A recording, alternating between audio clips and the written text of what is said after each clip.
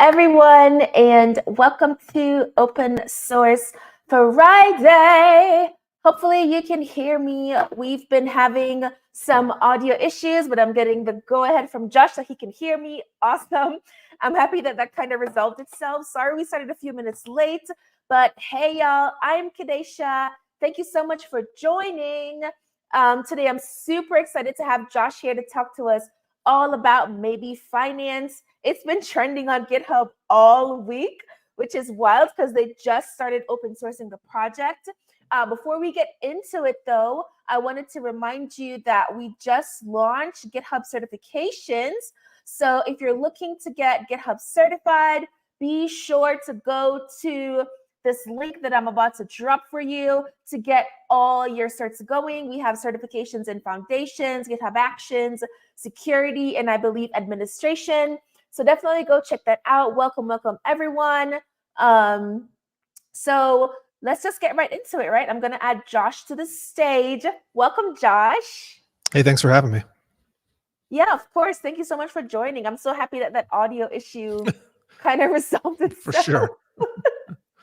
Yeah. So super glad to have you here today to talk all about maybe finance.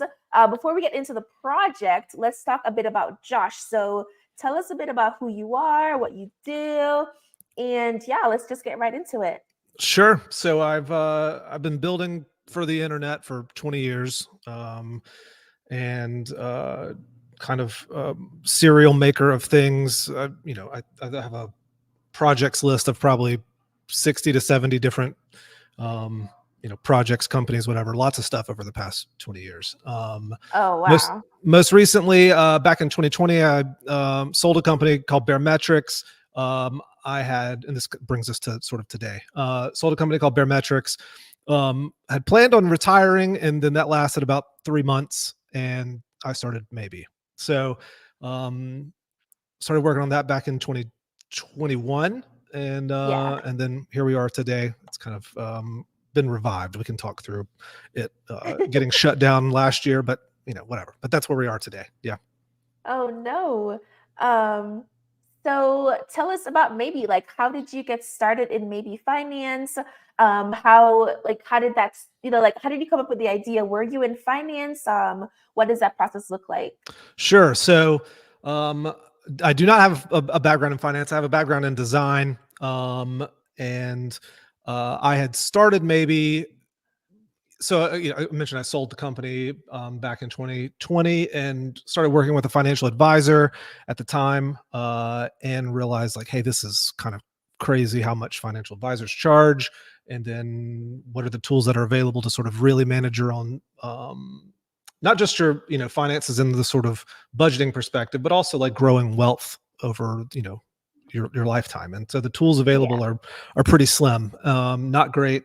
And so decided to, well, let's see if we can tackle that. So me, my co-founder, who is a certified financial advisor, started Maybe back in 2021. And that's sort of how it got kicked off at the time. Yeah. Wow, that's amazing.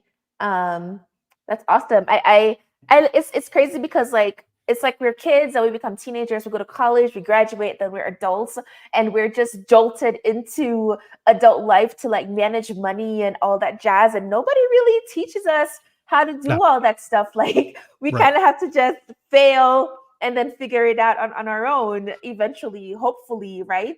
Well, sure. Well, and like, it's crazy that, my first thought after we had this acquisition was like, I should have someone else sort of like tell me what to do with this. Like, because you're not taught it, right? Like you're taught all sorts of stuff. I was helping my daughter last night with like, she's a high school math class, and like, they're doing like regression testing is like what they're focusing on right now. I'm like, how about you have a class about like taxes or something, So, right? Yeah, it's a mess.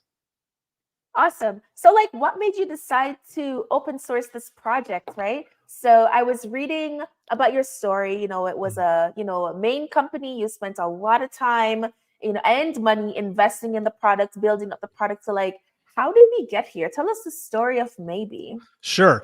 So we had a hypothesis here back in 2021 that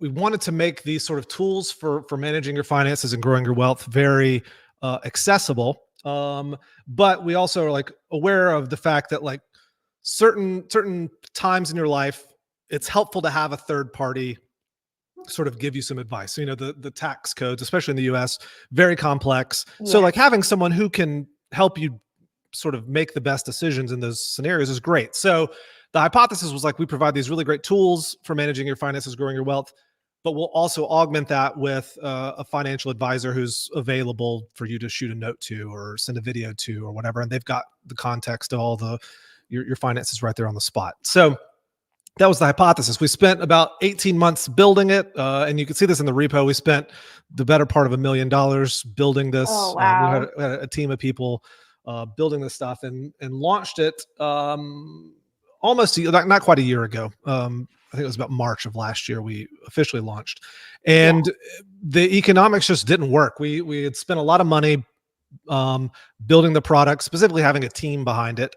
And so that plus also having, financial advisors on staff the economics didn't work. And we had spent too much of our runway to not be able to like quickly pivot and try. We didn't have the time to try a bunch of different things. So we ended up, it was probably 4 or 5 months later, decided like we'll have to shut this particular thing down and Wow. we'll scale the team down to nothing and we'll try some other stuff. So we've got a separate product in like legal AI space that exists. Okay. So, but a couple of weeks ago, I decided like, well, we've got this huge code base of fully functional app. Again, we spent a lot of money on building this thing, and it would be a shame to just let it like right off into the sunset and Wither no and one ever die, gets to see right? it, right? Yes. And so I said, "Hey, let's just make it open source, and like if some people do some stuff with it, cool, great." Like I had no expectations of it, and the reality is I don't. So my background, I mean, I've been building again, like a developer, sort of, but most of my experience is in Ruby and Rails. So this Okay. whole code base is React, and so I've wrote no code for this particular app. I'm just sort of familiar with like concepts. So it was like, let me throw it out there, see what happens. And it kind of, this was like last Friday I made a tweet about it. Yeah. And it like got set like 12,000 stars or something today. It's just bonkers. Yeah. It's just wild. Like I remember seeing your tweets and I was like, oh, this is cool. Like, because I'm kind of looking for a personal finance app that I can have locally on my machine to like manage my money. And when I saw that, I was just like, mwah, chef's kiss, because the features are plentiful. There's a lot. So like, tell us about some of the features. Like, how did you even come up with these features? Like, was it from your personal experience? Was it from questions? Was it from what other apps were doing? What did that kind of look like for you? Sure. So again, my co-founder is a financial advisor. So he's got sort of these, has a solid idea of like, here are the common sort of tools that mixed with just in general, the kind of information that, I'm looking for, or I was looking for at the time. So some of that stuff includes like net worth tracking. So this is part of, knowing what to do with your money is like knowing what money you have. And the reality is a lot of us have not necessarily lots of bank accounts, but especially if you've been working for a number of years, you've got retirement accounts spread all over the place. You might have a mortgage, you've got a car payment. Like the average person has something like a dozen different, what would be considered financial accounts. Whether that's, a checking account or not, but that's having this sort of centralized, net worth tracker as the foundation was pretty crucial. So that's what we spent a ton of time building. It's very difficult to centralize all that information. It's just all over the place. So that's at the core of it. Then you can, it's doing things like tracking the performance of, say you've, made your own individual investments in different stocks. Well, comparing that versus the overall stock market, or just tracking the performance of that over time. And then also a whole retirement planner. So it looks at everything you've got and then says like, based on the average growth of these kinds of stocks or real estate, whatever you've got, it'll then try to give you some some estimates on how close you are to being able to retire, or how much Oh, nice. you could live off of the current funds that you have, that kind of thing. Oh, So, nice. yeah, there's just, I mean, it's hundreds of tiny little things that you can kind of dig into your, when it comes to your finances. So Awesome. So like a really full featured finance app that's right. to manage everything from budgeting to building wealth to like retirement, all that jazz. Yep. And does it still have the feature, will the open source version of it still have the feature where you're able to connect with like a certified CFP or CFP, like a certified financial planner, or a certified like CFA accountant, certified financial accountant or something? No, so we've ripped that part out. Okay. Just because like that's so one of the big, again, this is sort of like from the expense side of why this is hard to make the economics work, is when you offer those types of services, you then have to do things like SEC registration to meet all these financial regulations. So that right there, that also constricts where you can operate. So we were US only because we had not gone through the process of registering in literally every country. Like that's the process that would be required to offer that service. So part of us open sourcing this is saying like, well, that isn't part of it anymore, but that also lets us open source it because we're not breaking any financial regulations. Yeah, awesome. I'm so happy to see all the excitement on GitHub about maybe finance. I personally think finance is like financial education is one of the most important pieces of like knowledge we can invest in ourselves as like working adults. So this is a great full featured app that I'm happy to see. So do you have a demo for us, by the way? I know it's still in like flight in progress. Oh, sweet. Yeah. So like let's dig into some code. Like let's see the app. All right. Let me see here. We'll share. Yeah, give us a second. We didn't get to do this part because we were like struggling with the audio earlier. Let's see if it'll... So hopefully we can present. 1 second. Well... But we have people from all over joining us. Thanks so much for joining. We appreciate you all coming on here every single week to chit chat with us about open source projects and like dig into code and look at all that jazz. Super happy to have maybe finance here with us today. That's who we are chatting with. I will drop their repo link for you right now, so you can go check it out, give it a star, look at the issue, see if there's anything you can contribute to. So talking about contributions, you ready? Well, let's see if it'll let me know. Oh, I love that. Someone says, you says, I came to IT from the finance admin side of projects. Always excited to see finance and IT together. Same here. I used to work in government as like a financial something. I forgot what my job title was, but I used to do like payroll and accounting, if you can believe that. Don't ask me how a social worker got into accounting, but I used to do that in government services. So I'm super stoked and super happy to see a finance app here on the show today. We're just trying to share our screen so we can. I think it's going to make me restart Chrome real quick. Like, just 2 seconds. Okay, let me just pop you off. Okay, great. So where are we joining from? And do you have any questions while you have me for a minute about GitHub certifications? So like I said, we have certifications in like the fundamentals of GitHub, GitHub Actions to get you started. We have some in security. We have some on GitHub administration. So definitely check those out. Josh is back. So like Josh, while you're backstage, just share your screen. There we go. Awesome. So let me know if you have any questions. Ping me on Twitter about that, and I will get you sorted. So let's get Josh back on the stage. We are going to do a little configuration here. There we go. If you can zoom in a little, that would be a bit helpful. Let's see if we...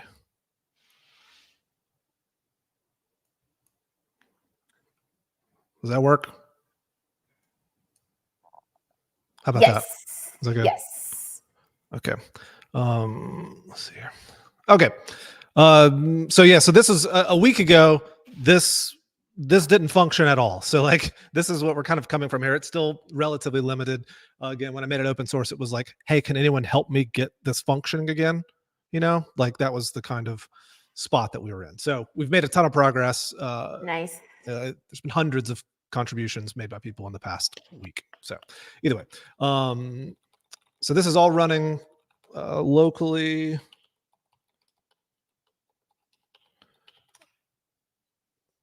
All right. So, oops. So this is just like, so one of the things that we had before was we had Plaid integration. So if you're not familiar with Plaid is sort of a central bank aggregator, but it's terrible, actually impossible to use for individuals. So if you're wanting to pull this down and use it locally, not going to happen. Plaid's not an option there. You're required to do, we had an annual contract. We're paying monthly minimums, very expensive. So part of what we're having to do here, we had to rip all of that out and rebuild it, that sort of bank connector piece. So that's what we're sort of in the middle of doing now. There's some of that now you can, we're working with Teller, where teller.io, I think. So you can, they'll handle this bank connection piece for you now. So that works. That's currently US only. Part of this is having lots of people help build out these connectors in different countries because there's different software for all of these places. So, but if you don't use Plaid or can't use Plaid or whatever, you can still do things like, add a vehicle. So let's say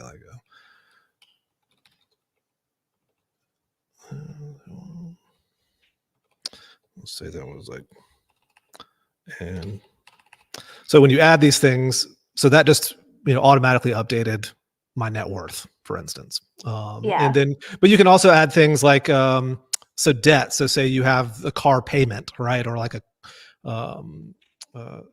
debt on the car. So we'll just say car debt. It's a loan. I'll say other for now. So we could input all this stuff. I won't go through all this now, but you can input all this stuff, including the interest type, and it'll calculate how the payments go over time. And you would see that in the value of that over time. So I just added this as a house. I added a while back, but these are all the things that you can add. And then I mentioned this sort of retirement planning thing. It automatically calculates all this stuff based on the type of assets, the type of debt you've got.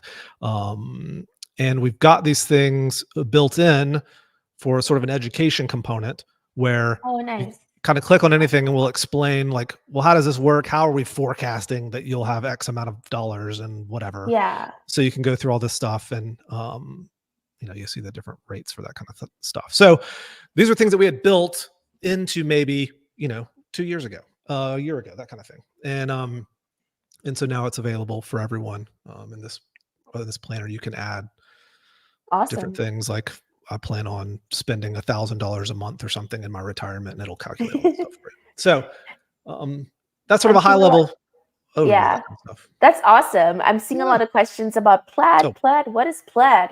Okay. So Plaid allows you to connect to our banks, right? So that you can track. Yeah. So Plaid, they're primarily US, so they've started expanding into other countries. But the idea is, there are tens of thousands of banks just in the US, everything from huge banks like a Wells Fargo or a Schwab or Chase or something, down to these regional neighborhood banks that have a terrible sort of technology stack. And Plaid attempts to centralize all of that so that the developer doesn't have to build an integration to tens of thousands of banks. That's not feasible. So that's the idea. That's their selling point. In practice, not that great, at least for how much money you end up having to pay them to get access to it in a production environment. So gotcha. That's the gist of that. Cool. And someone offered a suggestion. They said, have you checked out Pluggy? And they made a comment that Pluggy is only for LATAM. I'm not sure if you can use both in the application. Yeah, so that's the idea here is depending on the accessibility. So a lot of these tools in other countries, they're just like Plaid in that they require some sort of annual contract to use them. So they're not great for an individual, like this type of open source project. But people can build any of these integrate. That's the benefit of the open source, right? It's You can build one. fork Sure, it. go for it. Yeah, You can fork it yourself that's and right. create your own solution. So there are also a lot of comments about the UI. Like the UI is beautiful. I love the colors. I love the font choice. I love the little animations with the, when you click a button and something comes Yep. up. What are you using for your UI, like for building it out? Are we able to see some code in that regard? Let's see if we can. I'm trying to think of something that would be interesting to see. Yeah. I'm trying off the top of my head, probably not. So we're using D3 for charting stuff, and then front end bits are like Next.js, Yeah. that kind of thing. There's so much code, and this is a massive Yeah. repo. So, but I mean, we're and then Tailwind, I guess, for like CSS stuff. So that's but we've built a whole design system to make it relatively straightforward. Nice. Yeah. A design system is always a good option. Yep. So let's get into some some viewer questions. Sure. What do you feel has been the biggest challenge so far? Well, I mean, so the economics of a consumer fintech app are terrible, awful. So this is why, Mint, which had 4 million plus users, shut down. Not like we're going to build something else, we're going to charge more. Like Intuit decided we're just going to shut this down, and 4 million people can go find something else to use. The typical fintech app doesn't charge money. They sell your data. That's how they make money. And so I see. so trying to make that work is sort of the most difficult part. Make the economics work. And we started the journey as a like seed stage VC type of project where it's a grow fast, raise some more money, keep growing fast, but you still need to raise more money. And so we basically stopped doing that and said, well, we'll not continue down that path. So now we're open sourcing it and trying to go that route, sort of a commercial open source project to try like the economic side of that. Cool. Yeah. Cool. And another question is, you mentioned this earlier, but can you reiterate like what the tech is that you're using in the project? Yes. So it's hold on, let me get my most recent list here. I mean, so on the front end, we've got Next.js and Tailwind, and then back end would be more like Express and Node.js, and then Postgres for database stuff. So it's, I mean, relatively vanilla in that regard. Like we had initially the sort of infrastructure to deploy it was a mess of AWS services, but it's rebuilding it now so that it can be sort of Docker and call it a day. Gotcha. Yeah. Gotcha. It sounds like a great use case for GitHub Codespaces. Sure. Maybe Yeah. I could add a container there for y'all to For just sure. Yeah. click and go into a code space. So Yeah. I'm gonna drop the link to the repo in the chat, and y'all can go check out the code and stuff and dig through all the massive amounts of code in that repository. So this person says, finance is a very security-oriented industry. How is that level of compliance working out for open source financial platforms so far? Sure. So where the compliance part is on the data storage side. So the sort of onus is on us to when we store that stuff, like we'll eventually have a for pay, maybe hosted version. Like that's sort of how we'll ultimately monetize some of this stuff. So that kind of stuff, there's encryption, disassociating user accounts from the data itself so that it's harder to sort of connect the dots between a list of transactions and the human that's associated with. So there's some of that stuff built in already to try to not have it so like, hey, here's Sally and here is everything she has ever purchased in her entire life and all of her assets and debts. Like, right. So you try to disconnect those as much as you can. And obviously we're not storing bank account numbers or anything like that. So we don't have any sort of write access to any kind of bank accounts, that kind of thing.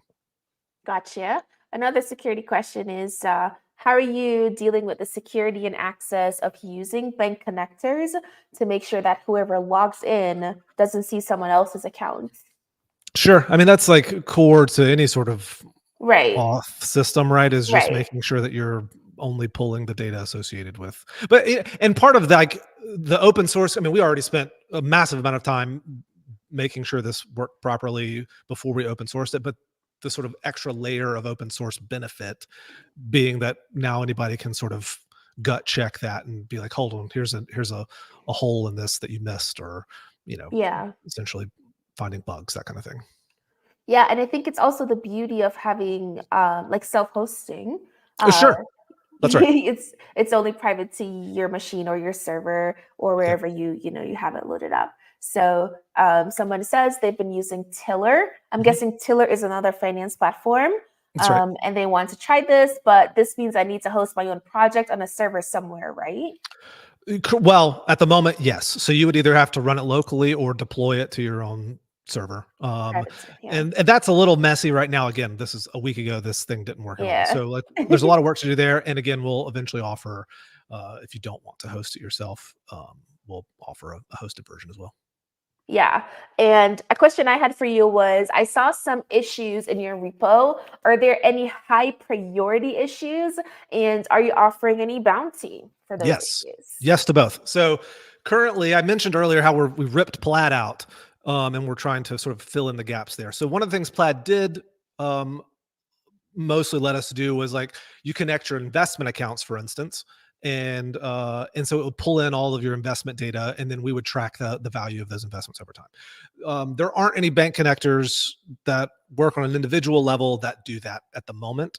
So what we're having to do is we're currently, the high priority item is rebuilding the ability for you to like quickly enter, I own 10 shares of Apple or whatever, and then we'll automatically track the value of that over time. And then you can quickly update that yourself. So there's a number of pieces that go into being able to do that.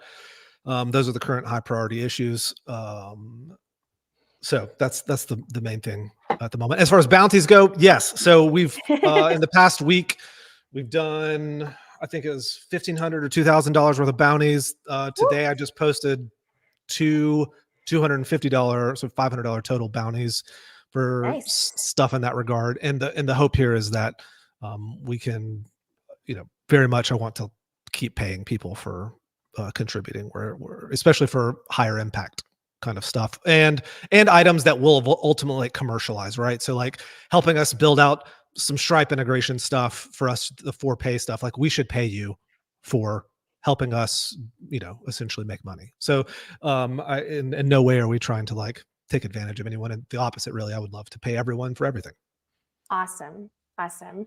And is there a mobile app to this, or is it just web for now? Just web for now, though it is. Oh, you're good. So no mobile, at least no mobile native stuff right now. The app is like roughly mobile optimized, so you can open it on your phone and it'll, you'll be able to get some use out of it. Yeah. We'll certainly have a native app here in the coming months. Awesome. And if you have the app on your mobile and you see any bugs, be sure to file the issue and assign it to yourself and fix it. There you go. That's the dream. Volunteer to fix the issue that you find. Right. I'm a strong believer in, like, if you see a problem, it's your responsibility to fix it. There you go. Somebody said like they've been following you along and they're super excited to see you here. Awesome. So do you have a design philosophy of some sort that determines which features you're looking to accept from contributions? That's a great question. Yeah. So what I don't, there's like this weird gap in finance where you've got hyper simplistic, like it's so simple that it's almost not that useful. So like I get that there's that side of the finance world where, it's just they keep the feature set to almost nothing in the name of simplicity. There's that side of it. But then you go to the other direction and it's like Bloomberg terminal where like you need some sort of degree in finance to understand it. So we're trying to sort of, find the middle ground there where for the people who want simplicity, like it's still accessible. For the people who want the power user features, then maybe the trade-off there is it's not as viewable or accessible on mobile, but it is accessible and very useful on desktop, that kind of thing. So trying to find the sort of right balance there. In general, I, as my background, again, I mentioned as backgrounds in design, like, not that I'm like an amazing designer, but at the same time, like I'm a visual person. And so Yeah. the way that I approach these problems is visually and not from a database design or like systems design perspective. So by default, I want these things to be very sort of useful, usable and accessible on the UX side of things. Nice. Another question we have is, how are you managing the open source contributions, and how do you make sure that the contributions are coordinated and not overlapping? And how does trust work? Like, what is the contribution process? Right. So we're sort of at this hyper speed point where there's a ton of work to be done, and it's all low hanging fruit in that even if this is not a perfect implementation of something, it'll still make a big impact because there's just a lot of sort of big things to tackle. So right now it's, you throw a comment into an issue and say, hey, I'm taking a stab at this, open a draft pull request, and then like go for it. Like, I'm not, at this point, we're not assigning things just because you like raised your hand and said, I want to do it. Okay. There's too much at this point. There's like too many people who are wanting to be involved, and too much needs to get done to sort of have to deal with someone saying, hey, I want to do it. And then like a week later, you still haven't heard anything. And like, we're just sort of, hey, go for it. The draft PR is sort of our mechanism for you to show that like you're making progress on something. And so then Yeah. it's on other people to be like, oh, Jane has made a lot of progress on this already. It's not worth me taking the time. Or I might at Yeah. most go jump into her pull request and like throw in an idea of a way to tackle what she's working on. Like, that's sort of the status of that stuff. I would love to get to a more organized point there where we can like roadmap some of this stuff, but like right now it's wild west of, But slow and steady wins the race, right? Like, ultimately. you just open source this stuff. This thing, look, this time last week we had like 100 stars or something. Okay, so like nobody was looking at it. Yeah, You just open source this stuff and it's going bananas, that's which right. is a good problem to have, but also like, a problem, right? Yep. So something I'm thinking about is, and it relates to a question I saw. So if somebody lives in a different country and they fork the repo and they find a service like Plaid or something to integrate with their local country's bank accounts, Yep. are they able to then disperse that application to others in their country? Like, what does that look like? Yeah. So what you would do is just, if you've got at its core, the app is global. Though there's some like projects that need to be done around like multi-currency stuff. But like, say you've got a connector that's specific to your country. Well, then build the integration for it into the repo, and then anybody can use it. Because then it's just a matter of like, when you fork the repo or just download it and use it locally, by you filling in certain like environmental variables, like you then enable that feature or disable a feature. So like all that stuff was just sort of, it's all part of the same repo at the end of the day. Yeah, that makes sense. That makes sense.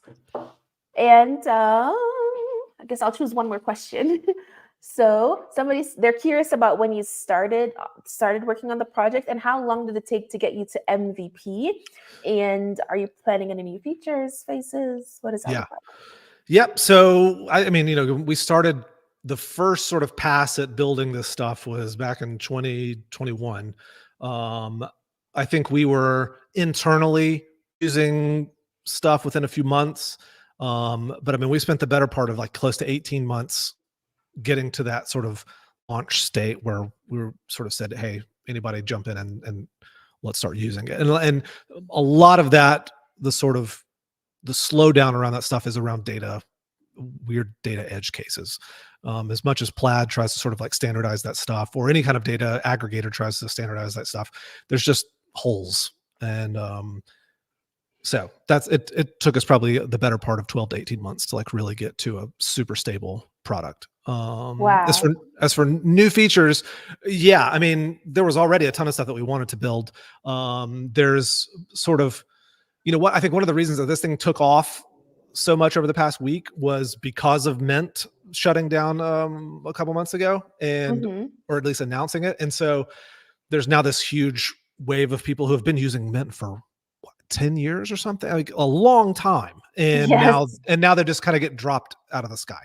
And so Mint at its core is a budget, sort of a budgeting tool, or at least tracking categorical spending, that kind of thing. And we don't have a lot of stuff around that sort of like cash checking account spending stuff. So that's probably the next biggest, after we sort of get this foundational data sourcing stuff wrapped up. There's a lot around, budgeting that needs to be built. That's sort of the next big roadmap item. I know like one app I like for budgeting specifically, it's called, I think, Budget Better. Or maybe it's called maybe like Much, something like that. And it's like a really great budgeting platform. So you could talk to the founder. I'm sure she'd be open to having conversations to see how you could all possibly work together. Yeah, there's a lot of great budgeting tools out there. Yeah. Few more questions and we're going to wrap this up. So someone says, what kind of software architecture or patterns has been used for building the application? I don't know. I can't really speak strongly to this stuff because I wasn't initially involved, at least with the architecture stuff. I mean, I had the engineers on our team sort of decided on a lot of that stuff. At the end of the day, we're sort of, to probably oversimplify it, it's essentially like a mono repo. I mean, like everything's in the same repo, but there are a number of apps within that. So it's sort of like multiple apps, but they're all under the same repo. But gotcha. At the end of the day, trying to keep it as simple as possible for this type of project. Awesome. Thanks so much for all that information. Someone's offering language translation services. It's great. So that's another awesome thing to come from the open source community. This is what I love about the open source community. Like people are just willing to dive in and contribute just because they want to. Isn't that wild? Yeah. Yes, this stream will be uploaded onto YouTube. So if you've missed anything from the beginning, you can catch that later. But this has been the stream. It's been so great chatting with you. I know we like to ask a few fun questions at the end of the stream. So like, what's been your favorite artist to listen to lately? I for a very long time, my sort of like go-to work tracks are like kind of ambient stuff. And so it's a guy from San Francisco, Tycho. Tycho? Yeah, is like my go-to. I just like all day. That's just what I stream. Nice. I never heard of Tycho, but I'll be sure to Google them later on. Yeah. And what's been the grossest thing you've eaten lately, and you would possibly have it again? No, I would not have this. So we took a family trip, took our kids to Italy, sort of like our post-pandemic, like let's just go travel for a little bit. So took them to Italy, and we were in Venice, and I had a God, I'm gonna butcher whatever it was called, but it was essentially like like squid, but like it was in squid ink, and so it was deep. It was a plate that was just the darkest like black color I've ever seen, and it was in a food, and it was basically made up of like different seafood bits, and that was it's apparently lots of people love it. I couldn't eat for like 12 hours because of it, so that was it. Wow, that sounds very it was rough. Gross. That sounds very not good. Yeah. But thanks so much, Josh, for joining us today on Open Source Friday. And thank you all for being here with us. This was a really good conversation. Super excited to see the growth of Much even further in the open source community. Here is the link. Thank you, Abdul, for sharing the link again. And I guess I'll catch y'all next week, right? We'll be here for another great episode on Open Source Friday. Bye. Thanks.